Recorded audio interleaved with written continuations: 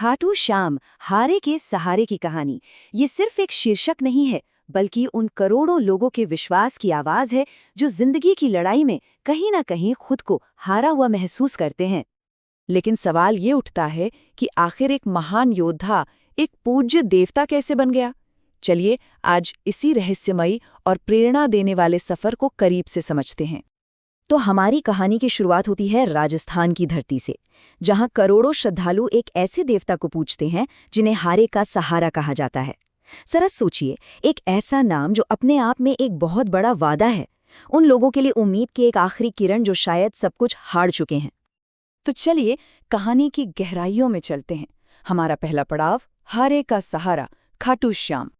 खाटू श्याम की ये जो कथा है ना, ये सिर्फ आज की आस्था पर नहीं टिकी है। नहीं, इसकी जड़ें बहुत गहरी हैं। ये जुड़ी हैं महाभारत के उस महायुद्ध में किए गए एक वचन से, एक ऐसे वचन से जिसने इतिहास और नियति दोनों का रुख मोड़ दिया। और इस वचन को ठीक से समझने के लिए हमें वक्त में थोड़ा पीछे चलना होगा और मिलना होगा इस कहानी के असली नायक से। तो हमारा दूसरा पड़ाव महाभारत का महान योद्धा। इनका नाम था बर्बरीक। जी हाँ, महाबली पांडव भीम के पोते और घटोत्कच के बेटे। एक ऐसे योद्धा जिनकी ताकत की कोई सीमा ही नहीं थी और जिनका पराक्रम वो तो बस अद्वितीय था। कहते हैं कि भगवान शिव की घोर तपस्या के बाद बर्बरिक को 3 ऐसे चमत्कारी बाण मिले थे जो अपने लक्ष्य को भेद कर वापस उनके पास आ जाते थे। और ये 3 बाण इतने शक्तिशाली थे कि अकेले ही पूरी सृष्टि का अंत कर सकते थे। लेकिन उनकी ये बेहिसाब ताकत एक वचन से बंधी थी। उन्होंने अपनी माँ को वचन दिया था कि मैं हमेशा हारने वाले पक्ष से लड़ूंगा। और यही वो वचन था जिसने उन्हें किस्मत के एक ऐसे दोराहे पर लाकर खड़ा कर दिया जहां से लौटना नामुमकिन था। और यहीं से कहानी में एक बहुत ही दिलचस्प और निर्णायक मोड़ आता है। हमारा तीसरा पड़ाव श्री कृष्ण की परीक्षा। अब देखिए, भगवान कृष्ण तो त्रिकालदर्शी थे।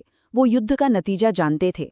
उन्हें ये भी पता था कि बर्बरिक का वचन पांडवों के धर्मयुद्ध के लिए एक बहुत बड़ी, एक विनाशकारी रुकावट बन सकता था।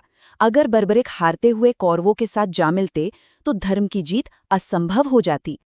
तो कृष्ण ने एक ब्राह्मण का भेष बनाया और बर्बरिक का रास्ता रोक लिया। पहले तो उन्होंने बर्बरिक के बाणों के कौशल को परखा, और जब उन्हें बर्बरिक की शक्ति का अंदाजा हो गया तो उन्होंने एक ऐसा दान मांगा जिससे बर्बरिक को भी हैरान कर दिया। उन्होंने बर्बरिक से उनके शीश का दान मांग लिया।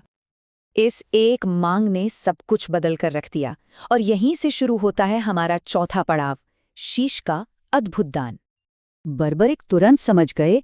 वो जानते थे कि कोई साधारण ब्राह्मण ऐसा असंभव दान मांग ही नहीं सकता। उन्होंने बड़ी विनम्रता से उस ब्राह्मण से अपने असली रूप में आने की प्रार्थना की।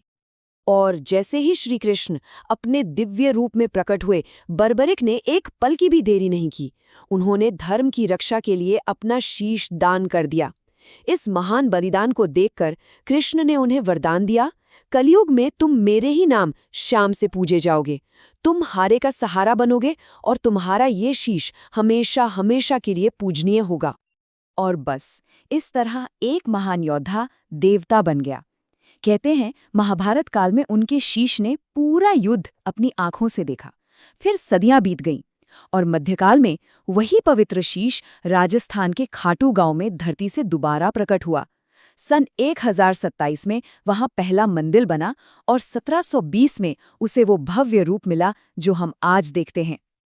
तो ये तो हुई पौराणिक कथा, पर ये प्राचीन कहानी आज के जमाने में कैसे जिंदा है?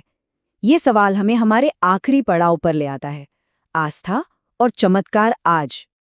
खाटू श्याम मंदिर में एक जगह है श्याम कुंड। ये वही पवित्र तालाब है जहां बाबा श्याम का शीश प्रकट हुआ था। ये सिर्फ पानी का एक कुंड नहीं है, ये आस्था का जीता जागता केंद्र है। लोगों का अटूट विश्वास है कि इस कुंड में डुबकी लगाने से सिर्फ बीमारियां ही नहीं, बल्कि जिंदगी के सारे कष्ट भी दूर हो जाते हैं। फिर आता है निशान। ये एक पवित्र झंडा है जो भक्त बाबा को चढ़ाते हैं। पर ये सिर्फ कपड़े का एक टुकड़ा नहीं, ये बर्बरिक के बलिदान, धर्म की जीत और एक भक्त की अटूट आस्था का प्रतीक है। हर निशान के पीछे एक कहानी होती है, एक मन्नत की, एक विश्वास की। और इसी निशान को लेकर लाखों भक्त हर साल 18 किलोमीटर की पैदल निशान यात्रा करते हैं। ये यात्रा बर्बरिक के उस महान त्याग को एक तरह की श्रद्धांजलि है जो आज भी लोगों को प्रेरणा देती है। आज खाटू श्याम में आस्था के कई रंग दिखते हैं। लोगों का अपनी प्रार्थनाओं में अटूट विश्वास, हर साल लगने वाला लक्खी मेला जहां लाखों की भीड़ उमड़ती है, और तो और भारत से बाहर बसे भक्तों द्वारा सुनाए गए चमत्कारों के किस्से। ये विश्वास अब दुनिया के कोने कोने में पहुंच चुका है। तो एक योद्धा के वचन से शुरू होकर एक देवता के वादे तक, खाटू श्याम की ये कहानी त्याग और विश्वास की ताकत का एक जीता जागता सबूत है। ये हमें सिखाती है कि धर्म के लिए किया गया सबसे बड़ा बलिदान भी कभी बेकार नहीं जाता। और ये पूरी कहानी हमें एक आखिरी सवाल पर लाके छोड़ देती है कि ये जो शक्ति करोड़ों लोग महसूस करते हैं, क्या वो सिर्फ एक गहरा विश्वास है या फिर सच में एक अलौकिक अनुभव? इसका जवाब शायद हर किसी के लिए अलग है और बहुत निजी है।